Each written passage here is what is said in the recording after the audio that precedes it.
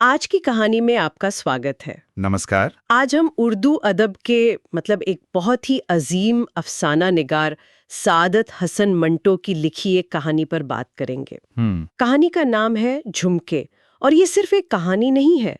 ये रिश्तों, भरोसे और एक छोटी सी चीज के इंसानी जिंदगी पर पड़ने वाले असर की एक बहुत ही मार्मिक दास्तान है। बिल्कुल, मंटो की यही तो खासियत है। वो बहुत मामूली चीजों से, जैसे जैसे यहाँ झुमके हैं, उनसे समाज की बड़ी बड़ी सच्चाइयों को सामने ले आते हैं। सही कहा। तो चलिए आज इस कहानी की परतों को खोलते हैं और सुनते हैं झुमके। चलिए शुरू करते हैं। तो कहानी शुरू होती है चिरंजी नाम के एक तांगे वाले से। 6 महीने की दिन रात की मशक्कत के बाद वो अपनी पत्नी के लिए सोने के झुमके खरीदने पहुंचा है। और उसकी खुशी देखने लायक है। वो इतने उत्साह में है कि अपने घोड़े से भी मजाक कर रहा है। कहता है, तुम्हें भी 2 झुमके बनवा दूंगा मेरी जान, फिक्र मत करो। हाँ, यहाँ झुमके उसकी बेपनाह मोहब्बत और उसकी मेहनत का फल है। एक बहुत ही पाक इरादा है उसके पीछे। एकदम सही। ये एक पति का अपनी पत्नी के लिए तोहफा है जिसमें कोई मिलावट नहीं है। वो बस अपनी पत्नी के चेहरे पर खुशी देखना चाहता है। लेकिन मंटो की कहानियों में खुशी ज्यादा देर कहाँ टिकती है। वो खुशी खुशी घर पहुंचता है, अपनी बेटी है उसकी मुन्नी, उससे पूछता है तेरी माँ कहाँ है। और घर में पत्नी को ना पाकर एक हल्की सी बेचैनी होती है उसे। हाँ, फिर उसे पता चलता है कि वो सामने वाली बिल्डिंग में है और वो खिड़की की तरफ देखता है। और वो मंजर, वो कहानी का रुख हमेशा के लिए बदल देता है। एक साया, हाँ, एक मर्द का साया जो उसकी पत्नी के कानों में लंबे लंबे बुंदे पहना रहा है। वो एक पल में अर्श से फर्श पर आ गिरता है। मंटो ने उस सदमे को जिस तरह लिखा है वो कमाल है। चिरंजी की एक दबी हुई चीख निकलती है और वो फौरन अपनी बेटी की आंखों पर हाथ रख देता है, जैसे वो उस मासूमियत को इस दुनिया की गंदगी से बचाना चाहता हो। ये बहुत ही ताकतवर सीन है और यहीं से उन झुमकों का मतलब पूरी तरह बदल जाता है। बिल्कुल, जो झुमके उसकी जेब में थे वो मोहब्बत की निशानी थे, और जो झुमके उसकी पत्नी पहन रही थी वो धोखे की, वासना की। एक ही चीज, लेकिन एकदम अलग। और बस वो खामोशी से अपनी बेटी को लेकर नीचे उतरता है। उसके हाथ से वो प्यार से खरीदे हुए झुमके फर्श पर गिर जाते हैं। और वो बच्ची बार बार पूछती रहती है, पिताजी, माताजी के झुमके कहाँ हैं? वो झुमके। और उस सवाल का चिरंजी के पास कोई जवाब नहीं होता, सिर्फ खामोशी, बेबसी और दर्द। अब कहानी का दूसरा पहलू आता है। चिरंजी की पत्नी घर लौटती है। और वो बहुत खुश है। आईने में अपने नए झुमके देखकर गा रही है। उसे एक जीत का एहसास हो रहा है। लेकिन फिर उसे सीढ़ियों पर वो दूसरे झुमके मिलते हैं जो चिरंजी लाया था। और उस एक लम्हे में उसकी सारी खुशी, सारा नशा खौफ में बदल जाता है। उसे एहसास होता है कि उसकी एक छोटी सी लालच ने क्या कयामत बर्पा कर दी है। एक चीख निकलती है उसकी, जिसमें डर भी है और पछतावा भी।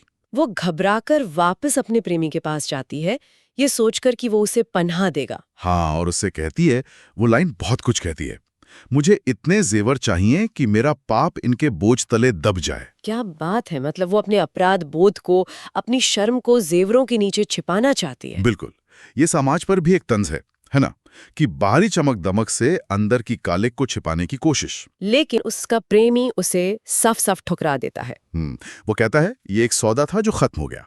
ये दिखाता है कि जिस रिश्ते के लिए उसने अपना घर, अपना पति, अपनी बेटी को छोड़ा, वो कितना खोखला और मतलबी था। तो अब वो हर तरफ से अकेली रह गई है। बिल्कुल।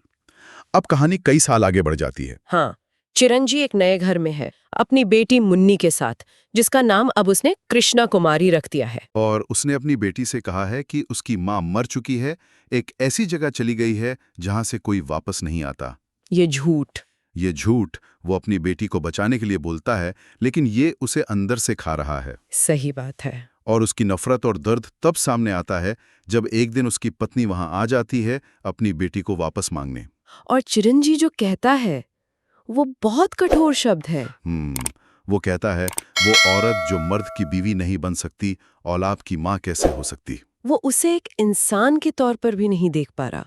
उसके लिए वो सिर्फ एक गुनाह की निशानी बन चुकी है। और यही दर्द, यही जख्म उसके मन में हमेशा के लिए रह जाता है, जो आगे चलकर फिर से एक तूफान लाने वाला है।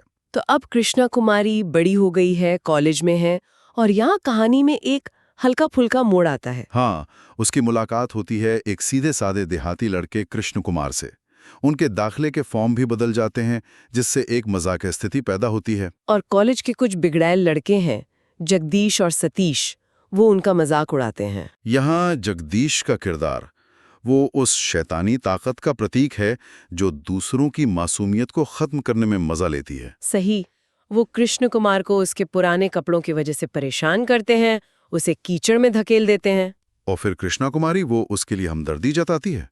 दोनों के बीच एक अनकहा मासूम सा रिश्ता बनने लगता है। और फिर जगदीश अपनी चाल चलता है।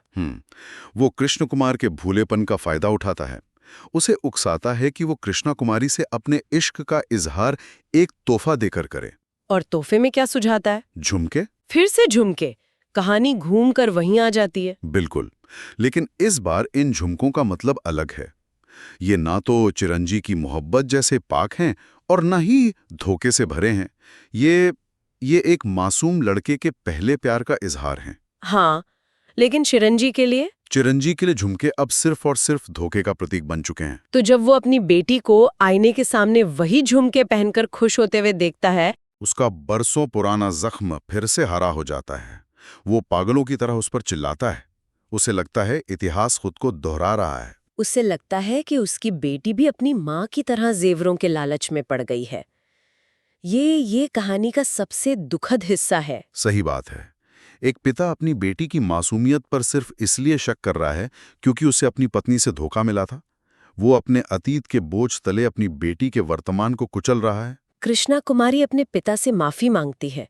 वो बताती है कि ये झुमके एक लड़के ने दिए हैं और एक बहुत भावुक बात कहती है। हाँ, वो कहती है, काश मेरी माँ होती और मेरी बात समझ सकती।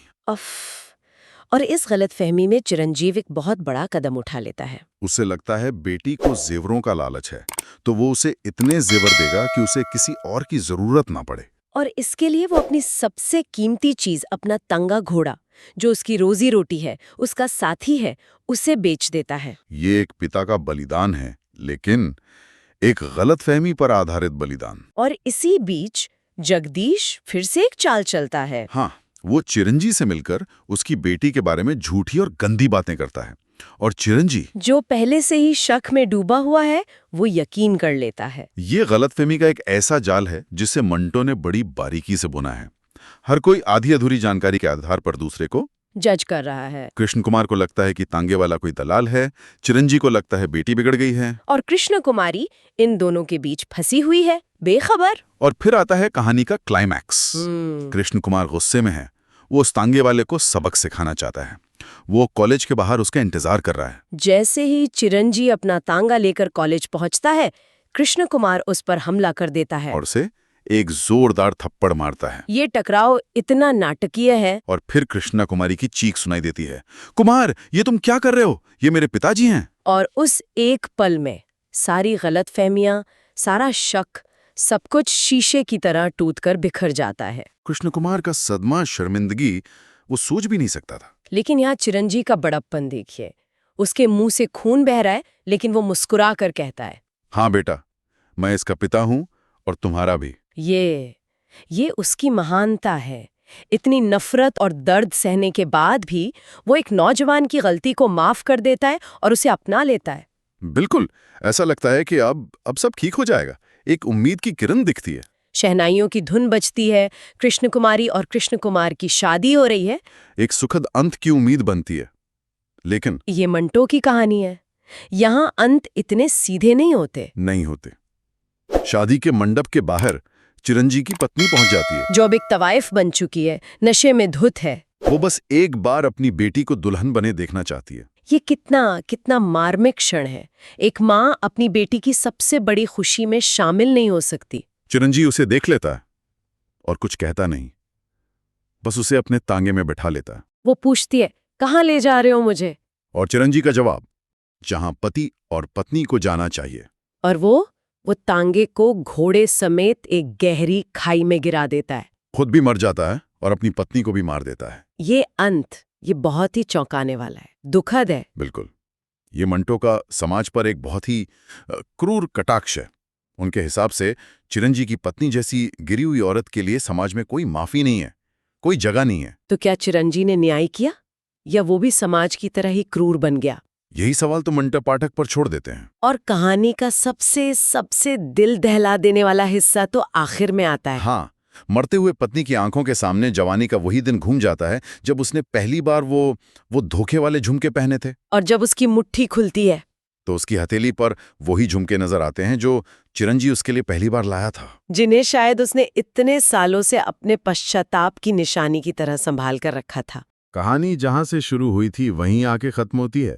झुमकों ने ही परिवार को तोड़ा, और झुमकों ने ही आखिर में उस टूटे हुए रिश्ते को मौत में फिर से एक कर दिया। तो ये थी सादत हसन मंटो की कहानी झुमके। एक कहानी जो बताती है कि कैसे एक छोटी सी भूल और लालच जिंदगियों को हमेशा के लिए बदल सकता है। ये प्यार, भरोसे और शक पर सोचने को मजबूर करती है। बिल्कुल, और ये एक सवाल भी छोड़ जाती है जिस पर हमारे सुनने वालों को सोचना चाहिए। क्या चिरंजी की पत्नी वाकई एक खलनायिका थी या वो भी हालात की मारी हुई थी? और आखिर में क्या चिरंजी का फैसला सही था? बहुत गहरे सवाल हैं। यही मंटो का जादू है। उम्मीद है आपको हमारी ये पेशकश पसंद आई होगी। यकीनन। अगर आपको ये कहानी अच्छी लगी तो इसे सुनने के लिए आपका बहुत बहुत शुक्रिया। हमारे चैनल आज की कहानी को लाइक, शेयर और सब्सक्राइब करना न भूलें। और वो जो घंटी का बटन है, बेल आइकॉन, उसे जरूर दबाएं। हाँ, ताकि जब भी कोई नई कहानी आए तो आपको सबसे पहले पता चले। अगली कहानी तक के लिए इजाजत दीजिए। धन्यवाद।